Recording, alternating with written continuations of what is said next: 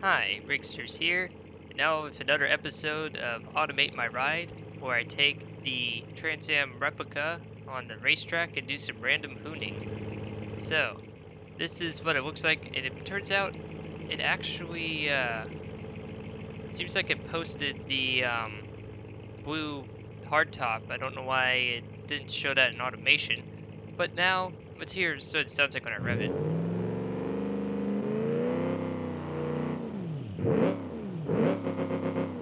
It sounds really nice. So let's take it around the track and see how it does. Oh, it's definitely faster than the Corvair. I'm not sure how good the handling's going to be, but it has a better suspension design than the Corvair. Oh my god, this car is definitely faster already, I can tell, as I'm going around the corners, but holy smokes. Yeah, it's definitely fast. Oh boy. It really doesn't stop very well, but it's definitely whoa, it's definitely more lively. That's for sure. It definitely wants to spin its tires around. That's for sure. As I'm going around the corners, it definitely feels more controllable though. Even though it has a better gearbox, of course, because it has 3 speeds instead of 2. Just listen to that engine purr though. Oh my god, it's so amazing. Let's do like a close action shot here. I really like this build. I mean, this is the first time I did a build where this car I put more thought into the exterior part of the design. So it looks pretty nice. And holy smokes, I'm going 120 miles an hour. Oh my gosh, this is insane. It's insanely fast. Oh man. Oh, slow down. Oh no, I'm gonna hit the curb. Oh, I thought I was gonna be able to avoid the curb. It's still drivable, but yeah, I definitely dented the front right quarter panel there. Derpy driving does that, but it's still controllable to a point. Oh my god. Yeah, it's flopping like crazy now. Whoa, I definitely missed that turn. Big heavy car missing a turn. Whoa. I don't know why. As soon as you hit that corner, it seems like it's very uncontrollable. But yeah, this car definitely feels like a muscle car. Definitely got the intended feel for this particular build to work. And I like how I got the Screaming Chicken or Thunderhead to look on the car. I really like that. That's like my favorite part of this car is being able to replicate that. It was really nice. I mean, it's not like 100% one for one, but it did definitely get it pretty close. The exterior, of course, does not look the same, but design-wise, it's pretty spot on. It definitely handles like I expect a big heavy car that's from the 1970s to handle like. And despite that one bump, this car is still very controllable. As I like tap the corner there. Alright. I'm just gonna see here. The lap time would definitely be better than the Corvair. That's for sure. Alright, so what I'm gonna do now is do some, let's go to the handling course and see how it handles around there. So I'll see you there. Alright, and we're back. So, on the last episode, I took my replica Chevy Corvair down this handling course that was new to me at the time. So in this episode, let's see how it does around there and see if I can do some donuts when I reach the end. So let's floor it and go. Pontiac Trans Am in real life was made famous in the Smokey and the Bandit film in the 1970s, early 80s. This is what got the car to sell extremely well, and it actually also was used in the TV drama The Rockford Files, which up till near the end they replaced it with a model year that was new for its time in each season. I never knew that, but they did used the 78 for its last season run, and I liked the show. I think The Rockford Files was a pretty interesting detective action movie slash film for a TV show. It's pretty cool. As I'm going through these turns, I'm noticing that it's definitely not as good at the handling as I anticipated, but it's definitely more controllable handling. It doesn't want to fishtail every time I floor it, because it's not a swing axle design, it's a more modern-ish design, so it handles more like I would expect it to do. Just want to get it around the course at least one time. See if I can go any faster than 60 miles an hour. Nope. Oh.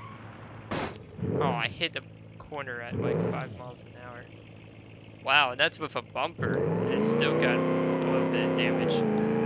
It's still very controllable though. I don't think that's going to skew the test results. Oh my god, these tires just howl as I'm turning through the turns. Let's see if we could go add some more power and go faster on the straightaway here. Let's see here. Come on. Nope. I only reached a peak of 70 so far. So going around these turns is kind of interesting. And a car that's not really made for that much handling. But it definitely handles way better than my Crovair model that I replicated on the previous episode of this series. Oh. Of course, and then I do heavy damage. Holy moly. Oh boy, that's bad. I lost the front bumper. You gotta be kidding me. My bad driving skills in this game never ceases to amaze me. I think it's because it models the car more realistically than other games, and also it doesn't have ABS. I'm used to driving cars that has certain traction aids, like preventing the wheels from locking up under heavy braking. I'm used to that. When you're not used to that, you tend to lock the wheels a lot more frequently, and it's much harder to control. Interesting. There is a course down there too. I don't know what that's for. Oh no! Fishtail. And this is what happens when you don't have ABS, kids. I hit the brakes hard and fishtailed into the guardrail like that. So let's go to the donut and see if it can donut. Because that would be actually kind of cool. So let me what the heck? And I always keep hitting that weird button. Let's see here. Select a new vehicle. Let's respawn this vehicle and replace the current. There we go. Now I have fully healthy Pontiac Trans Am. Let's floor it and go. Let's try to get some donuts going. I know it can do it. Come on. Come on. Let's do it. Maybe I just have to do a little more speed. It just does not want to do a donut. Come on. Come on. It's sort of doing it. Oh, come on. Jeez. It only does like a little bit. Come on. Maybe I have to swing it at like 30. Nope. It's like, it's almost too stable.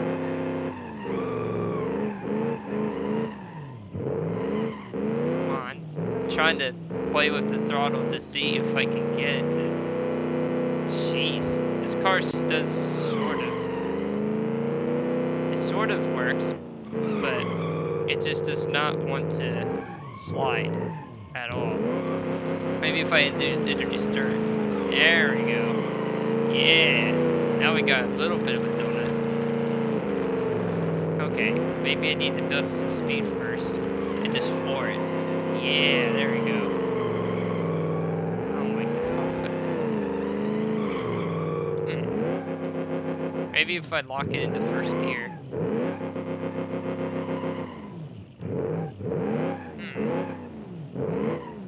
Like lock it into low. Nope. Let me lock it into second. See if locking it into second gear. Come on. Dang, this This car just does not want to rotate on asphalt. Oh, I think I got it. Yeah, it does not do donuts very well. It only does if you introduce a severe traction loss, such as, what is it, dirt. It seems like if I introduce dirt, it will actually donut. This car only does like a quarter of a circle. It's a little better than the Crovair at doing donuts, but doing donuts is definitely almost impossible on dry road. I would probably have to do like a wet road or off-road circuit to really break that traction. So let's do something a little more interesting for the next test. The next test will be crash testing. See you there. And we're back. So, you might notice I put two really heavy looking vehicles here. So what I'm gonna do is simulate a head-on collision with two vehicles, the truck, 18-wheeler, and a city bus. And to make it a little realistic, I'll try to do it like so. Put it in drive. No, put it in neutral. Like that with the engine running. What I'm gonna do is get this vehicle. I'm gonna do like a quick acceleration test just to see. Oh, it's a manual. Wow. Didn't know it's a manual.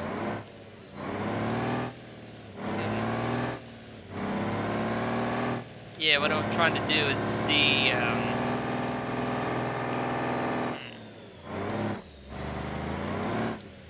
I like how the boost and gauge builds. So what I'm trying to do is simulate a 50-mile-an-hour impact at head-on as best as I can, if it can even reach 50. So let's see how safe this is. And a front offset collision. Alright, that was a good hit. Front offset collision. Let's take a look at the damage.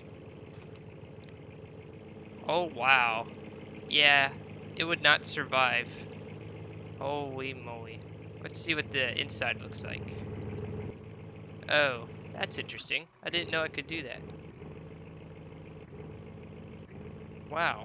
I can actually recover vehicles. I held down a button and I can actually recover the vehicle and make it go back in time. That's really cool. Alright, let's try that again, one more time. Now I figured out a new key binding today, so I can actually backwards in time to see kind of like a rewind.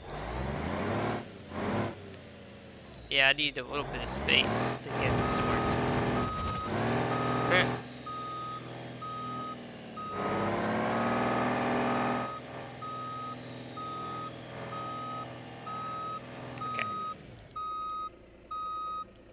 Alright, so let's go. Let's go fast and see it hit this car again. See a direct head-on collision. 25. Front offset collision. Let's see. Back it up. Oh god. The truck is stuck into it.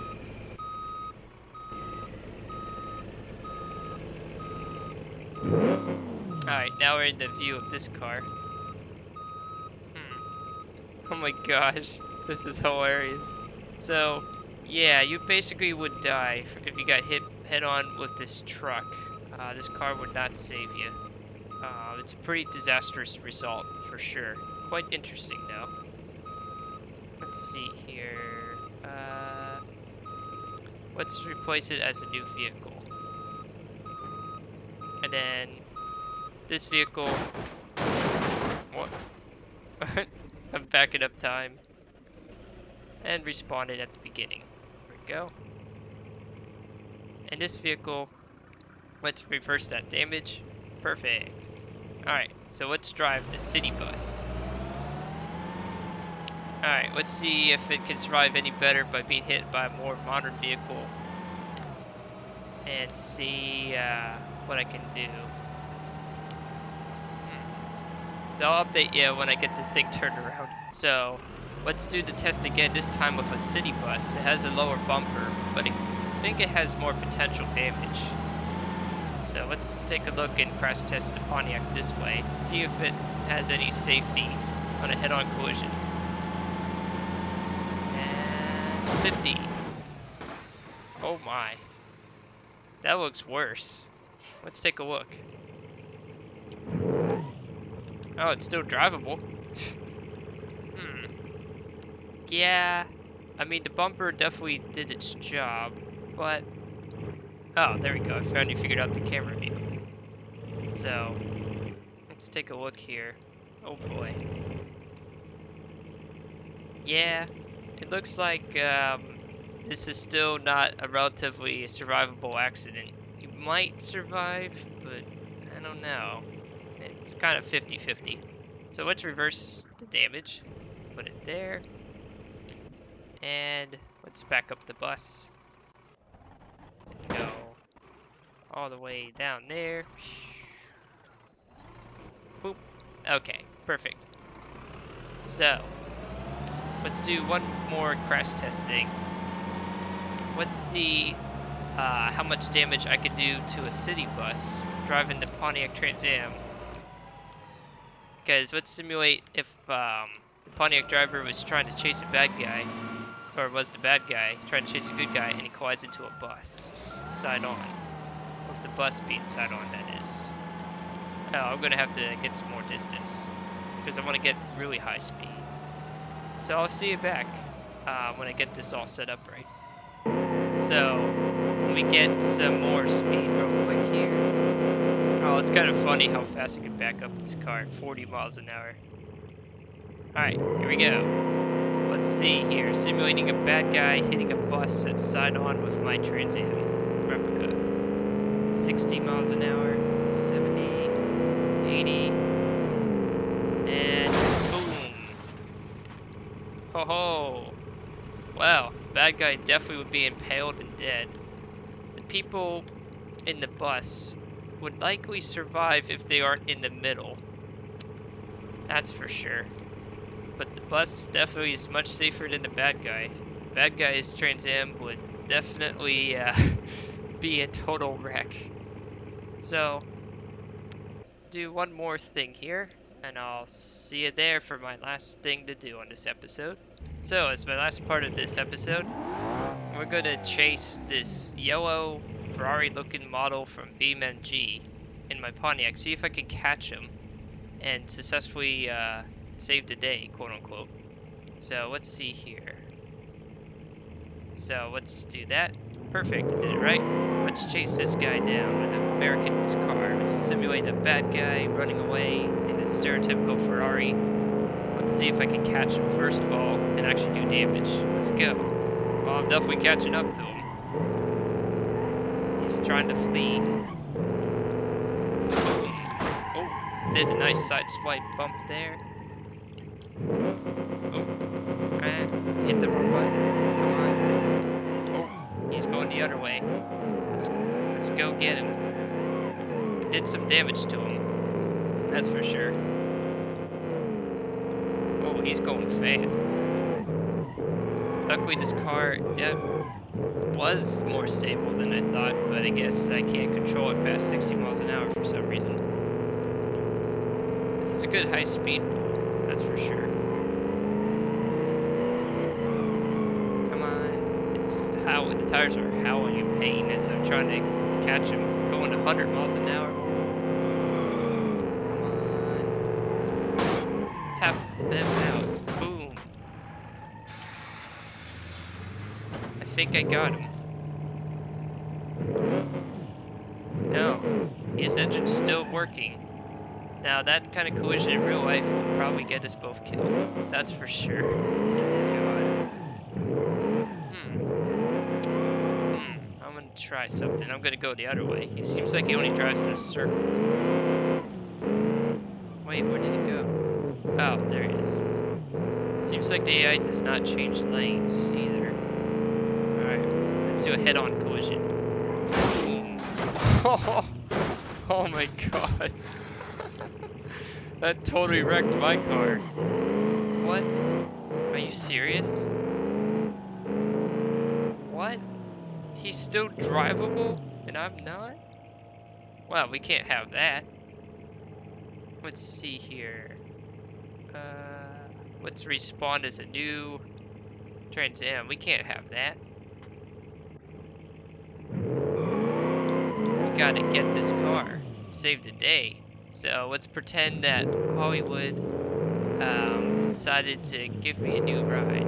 I think he's there. Wait, where'd he go? Oh, there he is. Get him! Boom! I think I got him for good this time. Yes, we did. We successfully stopped the bad guy using the power of Hollywood magic. Although, this car is a total wreck too. Oh my god. Look at the damage of this thing. Oh my god. So what's AI stuff? Oh.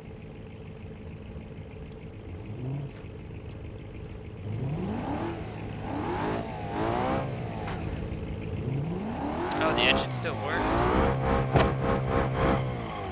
Oh my god. Oh man. Look at the interior of this thing. It's totally deformed and destroyed. Oh my god. This is hilarious. Oh my god.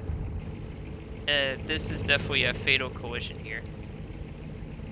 Absolutely, without a doubt. It's just a lot of damage. I don't think Phil Swift could repair these vehicles. No amount of flex tape will save the day on this build. Alright, well, I had a lot of fun doing that, that's for sure.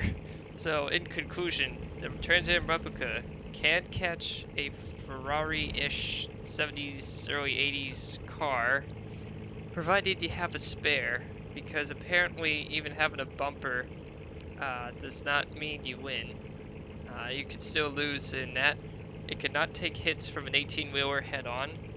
It can certainly not survive hitting a bus at 100 miles an hour side-on, so safety is still an issue.